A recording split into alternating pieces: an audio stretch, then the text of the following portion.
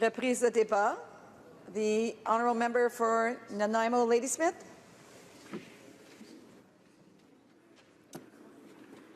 As a Member of Parliament proud to represent the fine forest-based community in Nanaimo Ladysmith at the foundation of our community and still a driver of so many jobs in the region, I'm very pleased to support the bill proposed by my friend and colleague, the member from South Okanagan, West Kootenay, Bill C-354, which is an act to amend the Department of Public Works and Government Services Act to create room in the public procurement process for building with wood and achieving the climate change and the climate change savings and also the local economy benefits of building more with wood.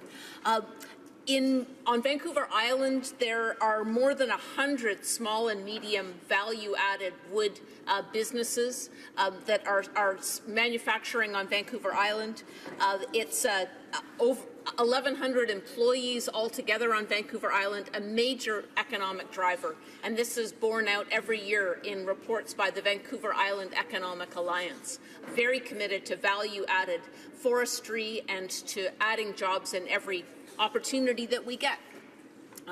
If we're going to cut the trees, we may as well create jobs and get more value-added benefits at home.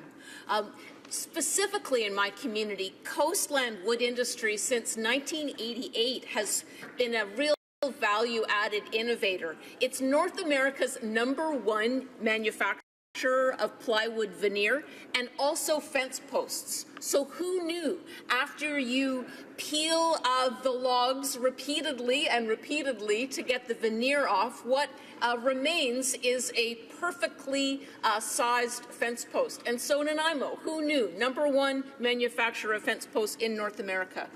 Also, extremely strong, committed employer.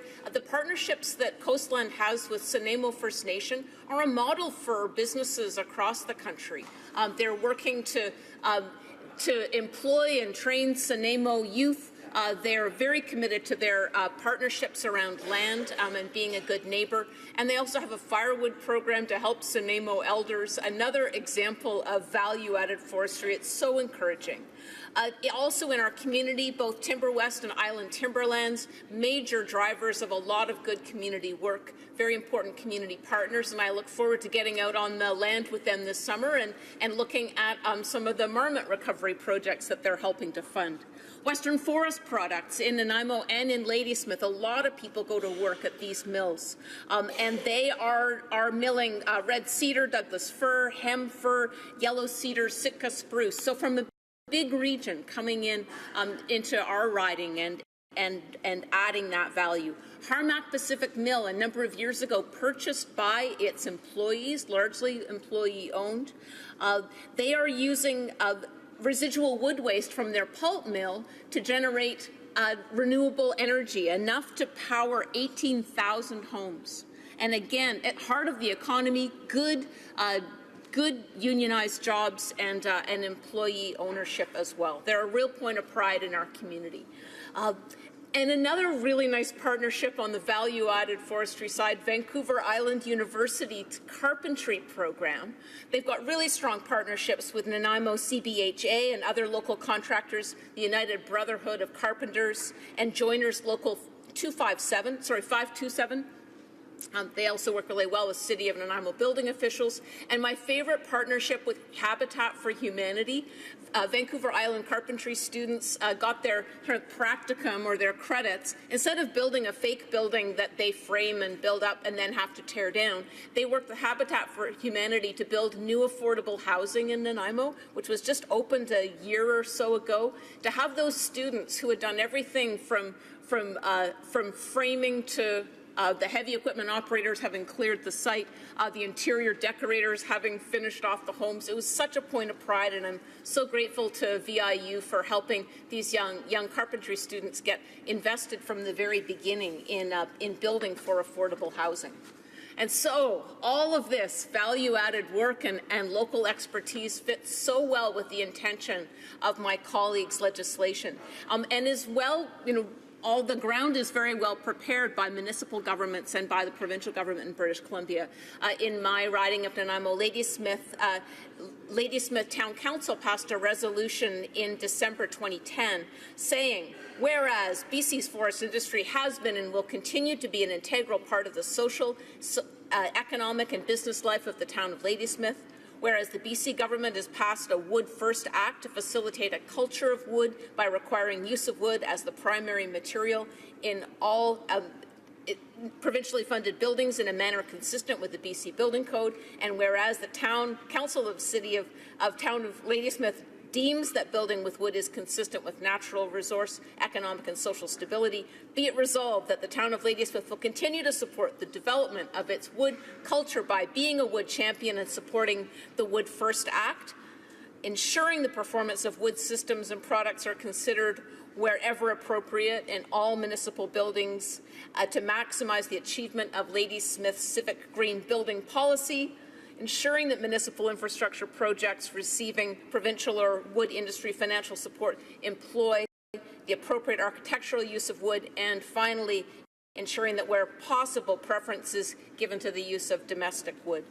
And so my colleague from South Okanagan, West Kootenay's legislation is the federal chapter of this work that has moved from local business to local municipality to our provincial government in British Columbia and now into the federal realm to boost the use of wood in federally funded infrastructure projects and institutional buildings. And there's so much support for this. Forest Products Association of Canada has estimated that a 100,000 square foot wood building would store 5,300 tons of CO2 and would also contribute 2,100 metric tons of avoided greenhouse gas emissions. This net carbon benefit in a single building is equal to taking 1,400 cars off the road for a year. That's Forest Products Association of Canada. We also have climate change. The Canadian Climate Forum has also lauded the use of the engineering innovations that have allowed us to build tall wood buildings. They say the potential exists to construct low-carbon emission skyscrapers using mass wood, large wood veneers and beams made from glued laminated wood veneer strands or timber. I had a great presentation from the British Columbia Pacific Institute for Climate Solutions. They, in a whole bunch of ways that they want to see governments amend their forestry policies, they plug very hard the benefits of storage of carbon in wood products.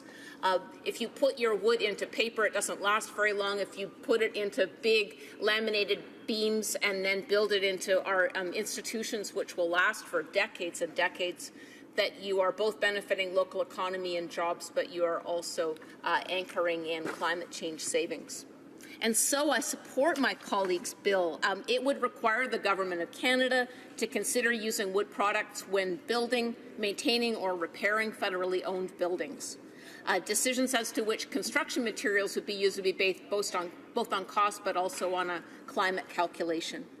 And the challenge to date, although the technology is proven and we've got good examples, the challenge has been getting builders and those procuring building materials to really seriously consider wood as a structural material, not just a finishing material. And this bill, if passed by this House, and it really looks like it will be passed, is to force the federal government to consider wood when building, to make an honest assessment of the potential materials, and then build with what's best. And as the largest procurer in Canada, the federal government could give this sector a real boost by using this cutting-edge technology at home. The only concern that I've heard is on the firefighting side, and I might be able to talk about that more in questions. I'm certainly cognizant of what I've heard some firefighters in my community say, but I'm confident that from an engineering perspective and the reassurance we've been given at committee, that we're in good hands, and I so look forward to seeing this House move forward in a good way on this legislation. Thank you, Madam Speaker.